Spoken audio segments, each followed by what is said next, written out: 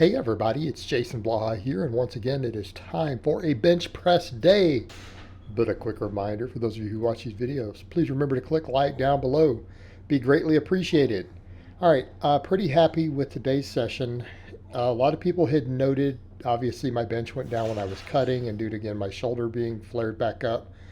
Now that I have removed any movement that inflames my shoulders feel phenomenal. I'm actually putting a lot more focus on my upper back. I'm even doing face pulls again on off days. And everything is good. I think even in spite of cutting, my bench is going to start working back up. And I think we saw that today with my 5+ set. I managed to get 6. They were all clean. Everything was good. So again, if we compare this to previous weeks, this is an indication that my bench is going up in terms of bar weight relative to reps being used here. So we're in a good place. I'm going to continue this trend. I noted the other day that lockout strength seemed to be where I slowed. I'm not slow off the chest, even with the wider grip. And we're calling it a wider grip. It's right at my pinkies at the edge of the rings. I'm technically inside the rings, right? I don't even have like fingers on the rings. I'm just inside of them. So I'm going to do, my choices have been weighing between dips and closed grip bench for my second press. Because you guys know I do 5x10 on the back off bench, right? And I'm trying to pause on most of them and really pause that last rep. But these all felt good. They felt explosive even after the heavy work. So I'm kind of have been torn between dips and closed grip bench. People are like, well, you flip-flop on accessories. Well, sometimes, and in this case, though, I legitimately struggle with flip-flopping because I can't decide which one I want to do. From a general hypertrophy perspective, I like dips more. So I really do. For the current bench carryover for my potential weakest link, I think the closed grip bench is probably better. Honestly, I think I could do either one and be fine. And I may just rotate between them back and forth and not even care. Because I really like dips, and I'm noticing these days when I'm not trying to do pull-ups or overhead press or anything else, and deep down I really wish that overhead press didn't bother my shoulders. I really and truly do. I want to be able to do it so badly. I really do. Like, I try to find excuses even now to say, well, maybe if I just change this one angle. But no, I need to just bench twice a week. Not have a press day, not inflame my shoulders. If we need more delt work, we can add more delt work. Okay. But I feel like things like my upright rows are going to cover that. But I went with the closed grip today. Part of me still wanted to do dips. But again, when I really look at where my bar slowed with that last training max, I just feel like the closed grip is probably better. I like dips though. And I really like that. I've noticed that these days they don't inflame my shoulders in any way. But we went with closed grip. And people are going to notice that, yeah, I'm only really doing 4 real exercises per workout again. Everything's 5 sets. You guys are going to see I've already kind of got picked what I'm going to do for this phase for the lower body days, the squat and the deadlift. People are going to notice again, they'll be like, you're not, it seems, as grip focused now on the upper days. I'm not, and I don't need to be, because I'm going to be doing cleans. I'm going to add shrugs on the deadlift days. I'm going to make my deadlift days super grip intensive. They're going to be super grip intensive. I'm going to go back to normal Pendlay rows for a bit. We'll just call them barbell rows, because then I don't have to be as strict. Because if you just call it a barbell row, no one complains if your torso moves an inch, right? Because traditionally what they call a Pendlay row now was just called a barbell row. A bent over row is where you're standing and don't reset. But I've gotten really strong on Pendlays in the past, and if we really start looking at it, I get a lot out of my back from them, and my upper back and everything. I get tremendous development from Pendlays. I would rather be able to just do more of them, and if I just get real strong at them, it still works the hell out of my grip. Because keeping in mind, I struggle for all 10 sets with 225 on a bent over row, but a Pendlay, I've built up to 250 for sets of 10. So I started with 235 on those today after the closed grip benching. Started with 235. I got my 5x10, and I'm going to build them back up. We're going to build them back up after doing 10 sets of supplemental pressing here, which again, a lot of volume. People are going to say, well, you don't really seem to have real tricep work. Now, I don't need it because if I do that much benching, and then particularly one of my press variations, whether it's a closed grip bench or a dip, is very tricep dominant, the tricep volume is ludicrous.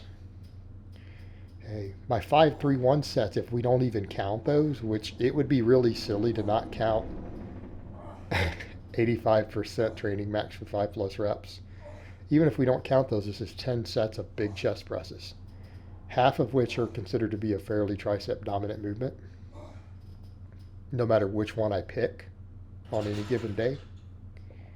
It's a lot of tricep work. Really, all I'm going to do is one good set of band press downs to keep my tendons healthy and get some blood flow and maybe hit that long head a little more.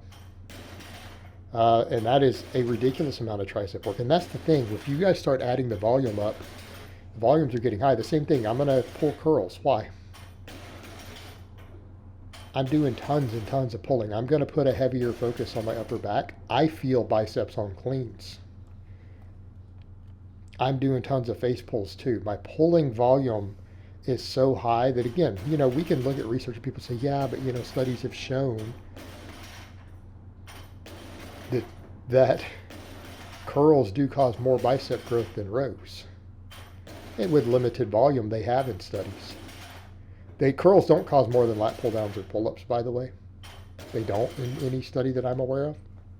But they do more than rows. But the rows gave like 80% of the bicep growth, 70%. The curls do. But that's with limited volume. Look how much pulling I'm doing. All right, upright rows, particularly the narrower grip I'm doing, hits biceps. I'm doing 10 sets of rows every week. Do 10 sets of upright rows. But then the cleans. Well, that hits biceps. I'm doing all those cleans every week. All the face pulls, it's all that secondary bicep and pulling volume really adds up. I am probably at a point where I am at very high bicep volumes just doing all of this. So I'm not worried about it. Why put the tendon inflammation on it? I need triceps to be a bigger focus anyways. Triceps are going to get more love anyways. They're the biggest part of your arm. They matter more for my strength. I'm not going to worry about it as much for a bit. I've done tons and tons and tons of curling. I'm fine for now.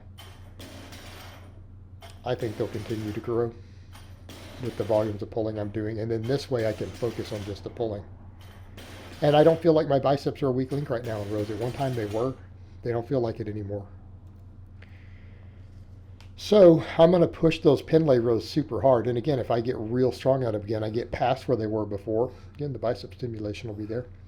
Now I had to play with the grip a little bit. I ended up going it even narrower than this. I've done a lot of digging into stuff on upright rows because I like the movement and it feels good on my shoulder, even though a lot of people consider it to be counterindicated. It's funny how that works, of which exercises bother our shoulders versus which don't. For me, these don't bother them at all.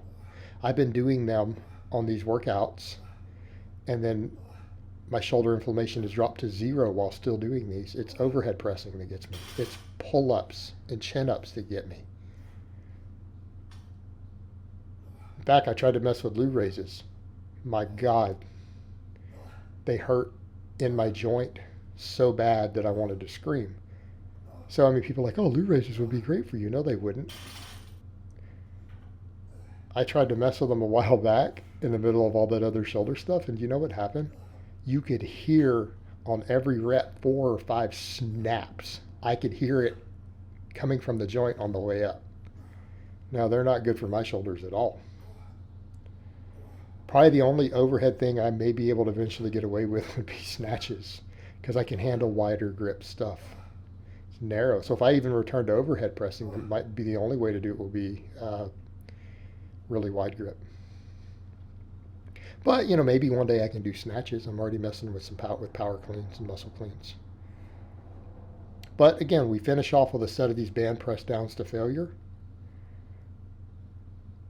So my triceps are getting a lot of love. Upper back is going to get a high priority, which you guys saw today. All those rows and upright rows. Keep in mind we do cleans on the squat and deadlift days. And I'm going to start adding shrugs on deadlift days again, which again will give me the extra grip work, extra trap work. And I'm going to do tons and tons of band work for the upper back. Upper back, triceps, hamstrings, all that stuff going to be a big priority for a while. So I hope it has been informative, and I will talk to you guys next time.